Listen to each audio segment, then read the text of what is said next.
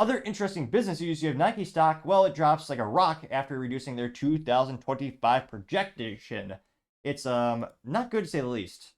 It's actually, yeah, it's pretty bad. I'll just go ahead and throw it on the screen here. The stock went down by 22.73% in a single day last Friday. Wow. That is terrible. Now, going to the 5-year trend, it's still up by 15.76% in the past 5 years.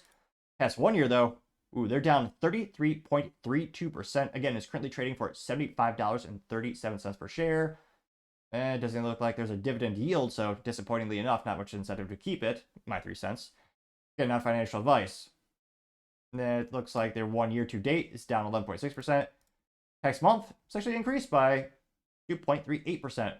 But yeah, after that news, it crashed like a rock. So definitely not good news. Now, this comes with thanks to an article go over at Yahoo Finance, which, again, might be aging myself a little bit. They were the original OG search engine before Google came along and just destroyed the competition. So personally, I prefer Brave, but nevertheless, they say, specifically, it's the writer by the name of Josh Schaefer. He says, quote, Nike stock sinks after the company projects larger sales decline than expected in 2025. I was going to say a couple of analytics up there while I read a couple of these stats over here.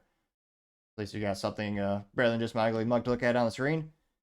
They say that, quote, Nike stock fell nearly 20% last Friday after the retailer said they expect revenue to decline more than it previously thought in the coming year. The company said it expects the revenue to fall mid-single digits in 2025, including an expected 10% decline in the first quarter. Nike had initially guided overall sales to grow in 2025. This is last Friday was the worst single-day decline in Nike's stock history. Wow. That is rough to say the least. Wow. Now they said, quote, the company said quarterly revenue in the fourth quarter fell 2% from the prior year to $12.61 billion, well below Wall Street's expectations for the $12.86 billion. Meanwhile, Nike's 99 cent earnings per share exceeded analyst expectations of 66 cents per share. Nike's direct-to-consumer sales declined 8% from the same quarter a year ago to $5.1 billion, which again, that's where you just go to Nike.com or one of the direct stores and you buy from them, as opposed to the indirect business model where you go to someone like a Walmart or a Scheels and you buy a Nike product from them. Now, CEO of Nike, John Doe, says, quote, fiscal 2025 will be a transition year for our business, which is never what you want to hear. They say that, quote, while undergoing strategic change, recent performance has been riddled with quarterly misses and guidance cuts. Even worse.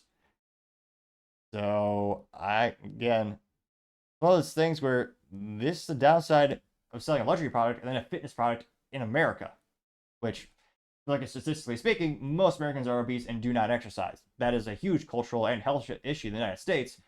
And you don't need to buy Nike equipment if you're sitting at home working all day on the computer, or if you just don't like to work out. And again, it's a luxury product no one needs. Let's be honest. They make some interesting things. I mean, truth be told, I use the OG New Balance 990 series, the dad shoes, and made in America. And though I think I'm on my 17th or 18th pair by now since I started buying them.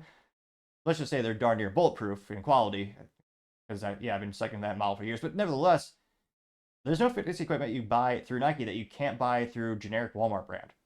Some people say, oh, Nike's, maybe there's a brand prestige to buying a Nike. Maybe. A lot of people buy Nike just because their favorite sports balls figure buys it as well. Yeah, that's definitely a thing. You also have a lot of competition. I mean, Under Armour had a new CEO come out about 12 months ago, turning the company around. The founder actually returned to the company. They're getting more aggressive in their sales tactics and making new products. You also have stuff like Lululemon. That's almost $500 per share, I believe. It is astronomical how much Lululemon has grown in the past couple of years. And again, that's another big competitor nipping at Nike's heels. Now, I mean, anecdotally speaking, I don't think if I know anyone who's bought Nike in the past like 5-10 years. Even the stuff was just like Nike branded like golf gear. What was it? I think the first couple years I started my tech company, you got Nike branded polos for like work or corporate polos. I think that was the last Nike product I ever bought, truth be told. Now, granted, I'm definitely not their target demographic in terms of who they're trying to sell stuff to, but definitely not going to be a good year for Nike. Can't help but think Maybe they try to invest in other markets. I mean, India is one of the fastest growing markets on the planet. Maybe they do something different this year. They also, they get involved in a lot of politics. I mean, there's a lot of reasons why I know some, friends boycott them.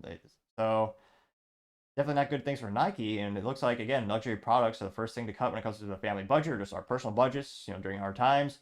So I'm not too surprised they're thinking, oh yeah, we'll probably have to decrease our sales a little bit more. But let me know, when's the last time you actually bought Nike apparel? And do you know anyone who goes out and just buys it willy-nilly? Let me know, as always, in the comments, because I'd be fascinated to hear what you have to say. Thank you, everyone, for taking the time to tune in. Again, trying to get 4,000 subscribers by the end of the month. So if you could click that button, I would greatly appreciate it. Also, leaving a thumbs up, thumbs down, or a comment is a great way to give me some additional feedback, letting me know how I can make the show better and better. Lastly, don't forget to take the time to tell your family, tell your friends, tell your coworkers, heck, tell your enemies, tell anyone and everyone. Just stay safe, fight the good fight.